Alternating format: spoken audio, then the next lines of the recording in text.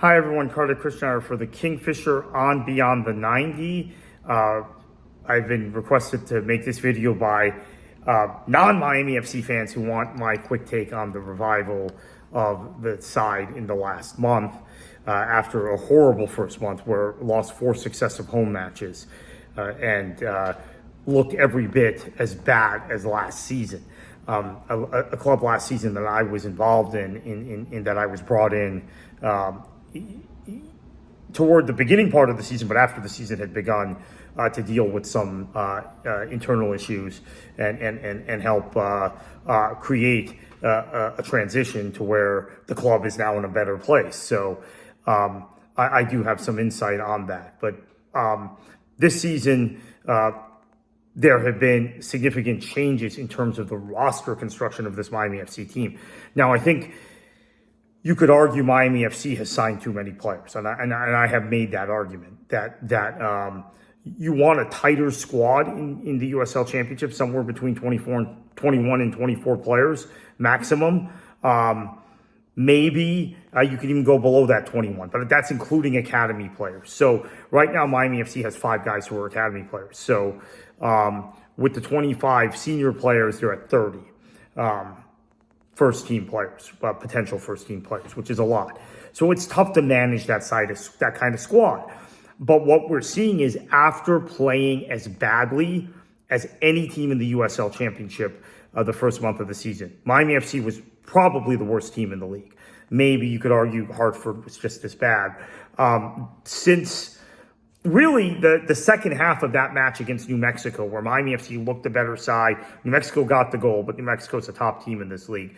Miami FC has looked very good, right? Win in San Antonio, win against Inter Miami in the Open Cup, win against, although they were outplayed in that game, the Open Cup game, win against North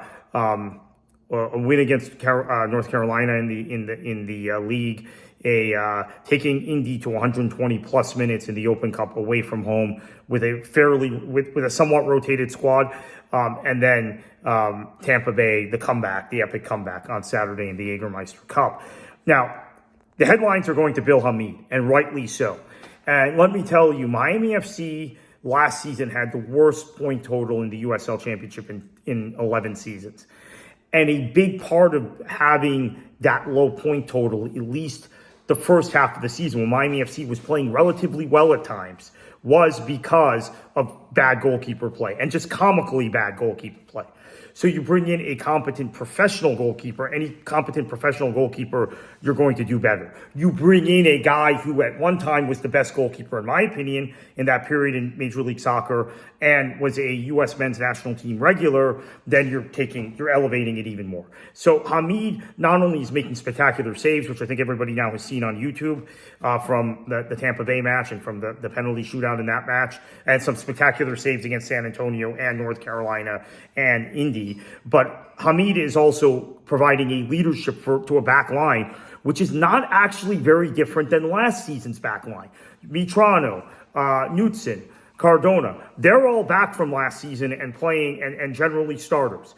And then you've got Bolu, who is a former Miami FC player who was just away for a year.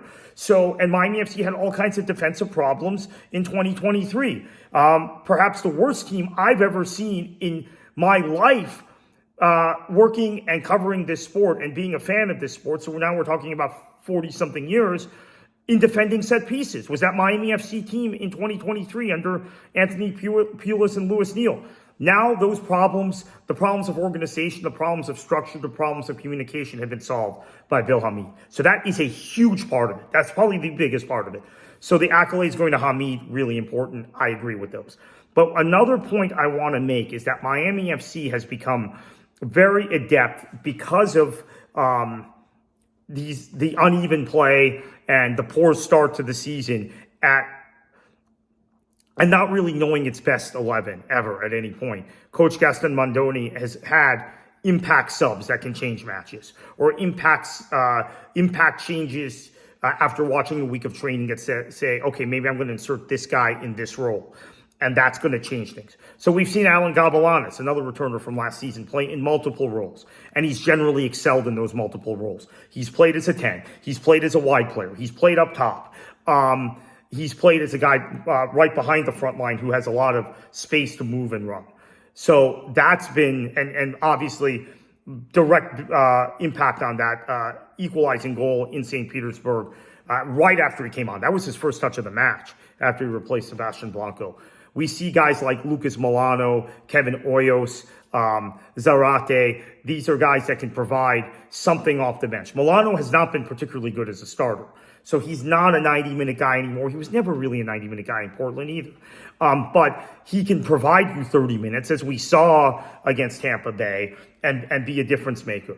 So you've got strategic depth. And I think this keeps Miami FC in every match. This gives them, especially in an era of 5 substitutions, an ability to change things on the fly and even change things during the week of training. They're not a club that's going to have to dip into the transfer market to sign anyone. They've got probably all the answers within their squad. The question is, what is the best 11? What should the shape look like? What is the formation? We've seen several different formations this season already from Mandoni because they have so many players and they have so many similar players. There are a lot of similarly styled players in this Miami FC team. So those are things from a coaching perspective coaches don't always want. They don't always want to have a super deep squad where they have repetitive players, where they have to make decisions and maybe the continuity isn't there, maybe the understanding between different guys isn't there. And we've seen some of that from Miami FC this season. Actually seen a fair amount of it.